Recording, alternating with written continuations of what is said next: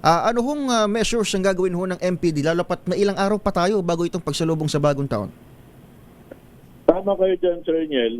Meron tayong nilatag dyan na security coverage natin from December 16 up to January 6, 2026. Yung nangyari sa area po ng Tondo ay ito pong dalawa nating mga suspect dito ay na-identify po natin. Nagkaroon po sila ng pag-aaway at dahil doon ay may nadamay po na isa pong individual.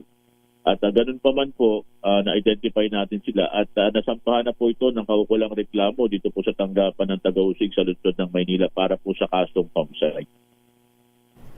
At sana sir, mas matindi pa yung police presence natin dahil mga bata na ito at mga bibisita lang, makikipagsaya lang ngayong holidays.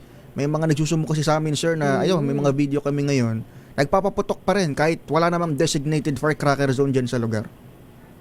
Yes po, Sir Niel, Ma'am Tina. Nananawagan tayo sa ating mga kababayan na sabi nga po natin, it's a matter of shared responsibilities. Hindi po talaga natin lahat makikita. Sa dami po talaga ng tao dito sa lungsod ng Maynila. Ang kailangan lang po natin, tulungan din po tayo ng ating mga kababayan.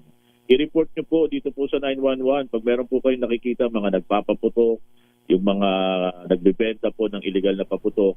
At makikita nyo po yung ating kagyat na action dyan. Ang kailangan lang po natin dito ay yung pakikipagtulungan po ng ating mga kababayan. Maganda yung sir, binanggit mo itawag sa 911. Thank you Major Ines sir, good morning po. Maraming salamat.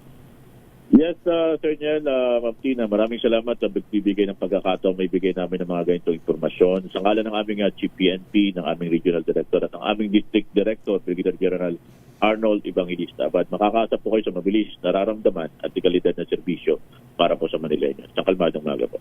Si Police Major Philip Ines, tagapagsalita ng Manila Police District.